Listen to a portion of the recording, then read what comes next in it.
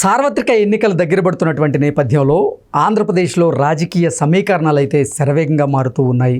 Megastar Chiranjeevi గారు ఓపెన్గా ఆంధ్రప్రదేశ్లో టీడీపీ కూటమికి మద్దతు ప్రకటించారు. టీడీపీ కూటమికి ఓటు వేయాలంటూ ఆయన నిన్న కొన్ని వీడియోలు చేసినటువంటి నేపథ్యంలో వాటి మీద వైసీపీ నేతలు స్పందించారు. గుంట నక్కలన్నీ ఒక్కటయ్యాయి.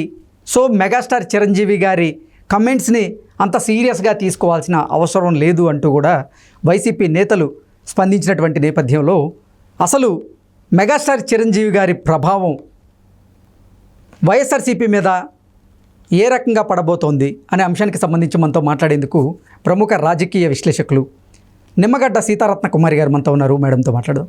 మేడం నమస్తే. మేడం ఎన్నికల దగ్గర పడుతున్న నేపథ్యంలో రాజకీయ సమీకరణాలు అయితే ఆంధ్రప్రదేశ్లో శరవేగంగా మారుతూ ఉన్నాయి.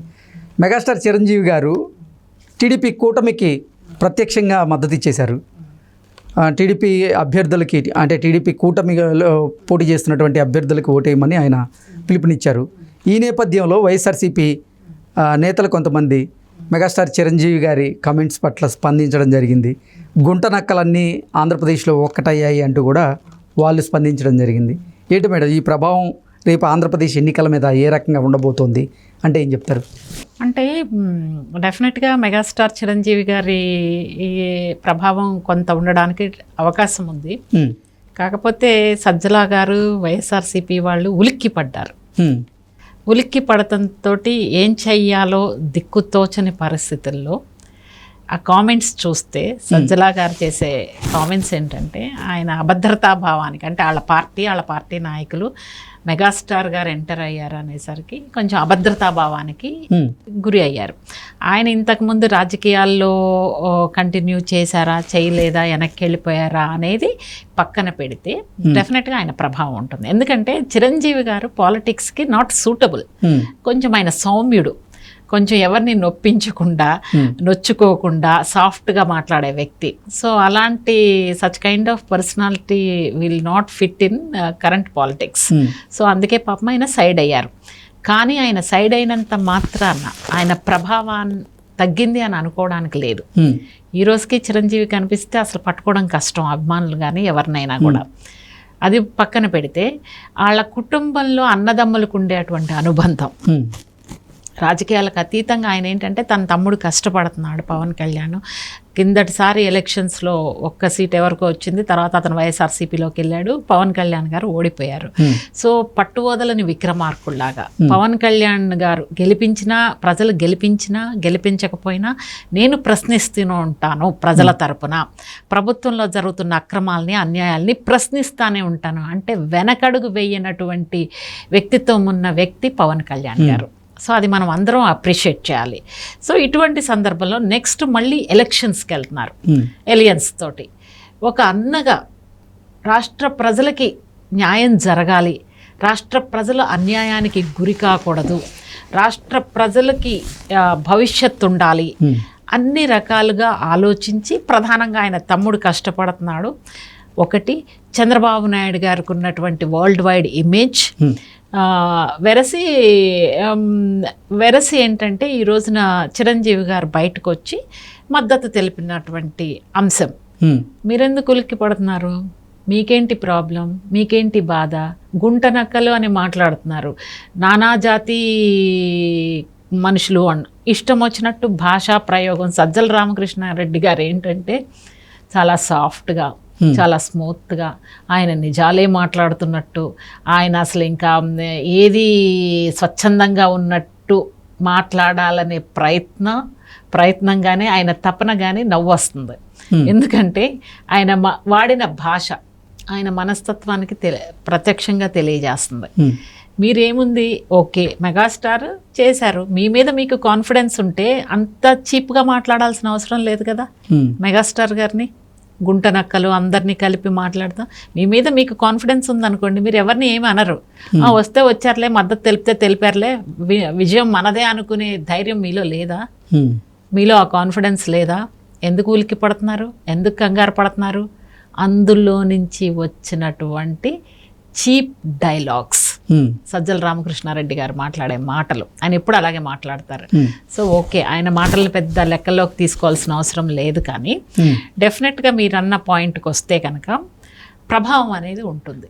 ఓకే, డెఫినెట్గా ఆంధ్ర రాష్ట్రంలో ఉంటుంది, ఎస్పెషల్లీ గోదావరి జిల్లాల్లో అటు సైడు ప్రభావం ఎక్కువగా ఉంటుంది. ఆయన పుట్టిన ఊరు. ఆయన కొంతమంది ఎట్లా ఉంటారంటేనండి, ఒక ఓట్ బ్యాంకింగ్ కంపల్సరీ టీడీపీకి ఉంటుంది, కొంత కాంగ్రెస్కి ఉంటుంది, కొంత వైఎస్ఆర్సీపీకి, కొంత ఫిక్స్డ్ ఓట్ బ్యాంకింగ్ ఉంటుంది, కొంతమంది తటస్థులు ఉంటారు. అంటే అసలు గోదావరి జిల్లాలో చిరంజీవి గారి ప్రభావం అంతగా ఉండదు. గతంలో డైరెక్ట్ గా ఆయన పోటీ చేసినప్పుడే 2009లో ఆయన ఓడిపోయినటువంటి పరిస్థితి ఉంది. ఆయన చూసి ఓటేసే వాళ్ళు ఎవరు లేరు అంటూ కూడా వైసీపీ సంబంధించినటువంటి నేతలు ఆరోపణలు చేస్తున్నారు. ఆయన ఓడిపోయి ఉండొచ్చు, కరెక్టే, కానీ మీరు ఓడిపోవడానికి ప్రభావం చూపించగలరేమో. చాలు కదా. వైఎస్ఆర్సీపీ ప్రభుత్వం యొక్క అక్కడ ఉన్న క్యాండిడేట్స్ ని ఓడించడానికి ఆయన ప్రభావం పనికొస్తుందేమో. ఈ యాంగిల్లో క్వశ్చన్ చెక్ చేసుకోండి మీరు. వైఎస్ఆర్సీపీ పార్టీ వాళ్ళు చెక్ చేసుకోవాలి. సో గెలుపు ఓటముల్ని చిరంజీవి గారు ఓడిపోయారు గెలిచారు అనేది పక్కన పెడితే, ఒక్క ప్రజాస్వామ్యంలో ఒక్క ఓటు కూడా చాలా ఇంపార్టెంట్. ఆ ఒక్క ఓటుని ఒక్క ఓటు చాలు. సో అందులో ఇంకా అసలు డౌటే లేదు. సో అటువంటి సిచ్యుయేషన్ ఉన్న సందర్భంలో డెఫినెట్గా మెగాస్టార్ చిరంజీవి గారి ప్రభావం ఉంటుందని ఖచ్చితంగా చెప్పచ్చు. అందులో ఆయన ఎక్కడా కూడా నిన్న మాట్లాడినప్పుడు చాలా హుందాతనంగా మాట్లాడారు. ఆయన ఎక్కడా కూడా వైఎస్ఆర్సీపీ పార్టీని, ప్రభుత్వాన్ని కించపరచలేదు. నెగిటివ్ కామెంట్స్ అంటే లో లెవెల్ స్టేట్మెంట్స్ ఇవ్వలేదు. వైఎస్ఆర్సీపీ పార్టీ నాయకులు దిగజారుడు రాజకీయాలు సపోర్ట్ చేస్తూ వీళ్ళకి ఓటు వేయండి, రాష్ట్రాన్ని అభివృద్ధి దిశగా నడిపిస్తారు, ఆ నమ్మకం నాకుంది అనేటువంటి కామెంట్స్ మాత్రమే చేశారు. కానీ ఎక్కడ అసలు ప్రభుత్వాన్ని టార్గెట్ చేసినట్లు, జగన్మోహన్ రెడ్డిని టార్గెట్ చేసినట్లుగా, అసలు వైసీపీ నేతలను టార్గెట్ చేస్తున్నట్లుగా ఆయన ఎక్కడ మాట్లాడలేదు. ఎగ్జాక్ట్లీ, అది ఆయన ఉన్నతమైన వ్యక్తిత్వానికి నిదర్శనం. అదే అంటున్నా, మనం ఏదైతే మాట్లాడుతున్నామో అది మన వ్యక్తిత్వాన్ని ప్రతిఫలింపజేస్తుంది. నేను అదే చెప్తున్నా. సజ్జల గారు మాట్లాడిన మాటలు ఆయన వ్యక్తిత్వాన్ని ప్రతిఫలింపజేస్తున్నాయి. మెగాస్టార్ గారు మాట్లాడిన మాటలు ఆయన వ్యక్తిత్వాన్ని ప్రతిఫలింపజేస్తున్నాయి.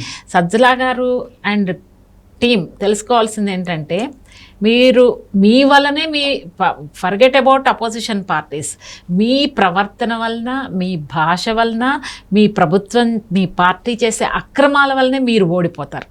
వాళ్ళు సెల్ఫ్గా గోల్ తీసుకుంటున్నారు. ఎలా ఉందంటే there situation is a precarious. ముందెళ్ళినా వెనక్కి వెళ్ళినా కూడా డేంజరస్ పొజిషన్లో ఉన్నారు. దాన్ని కాపాడుకోవడం కోసం ఇలాంటి మాటలు తప్పితే.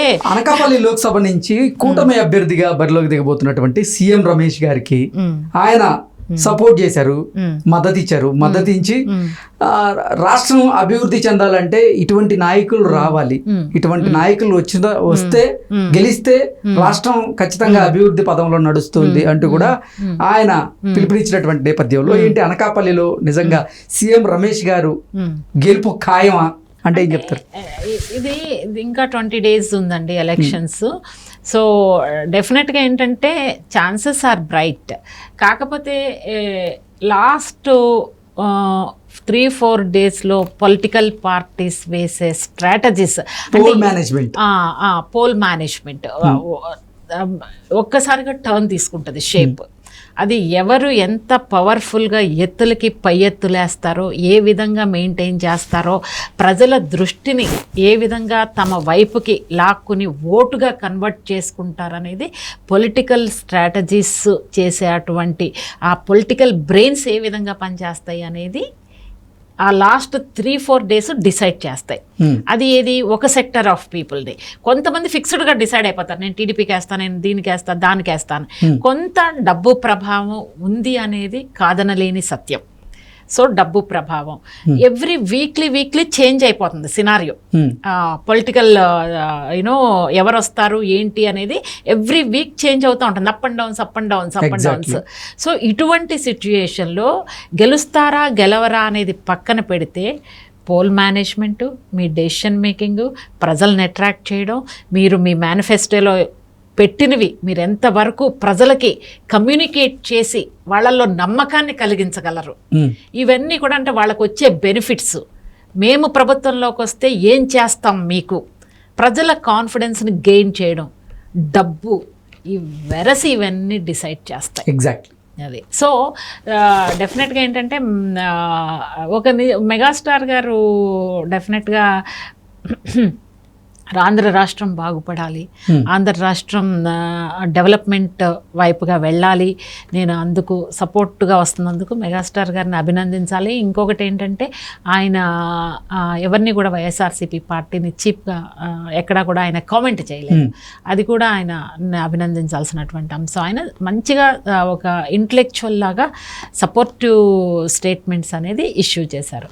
సో వీళ్ళైతే ఉలిక్కి పడతారు, డెఫినెట్గా భయపడతారు, కంగారు పడతారు, నో డౌట్ ఆన్ దట్. కాకపోతే ఏంటంటే భవిష్యత్తులో ఆయన ఏమన్నా సినిమాలు తీస్తే కనుక నాకు స్ట్రాటజీస్ ప్రకారం కూటమి వస్తుందని అందరూ అంటున్నారు ప్రభుత్వంలోకి.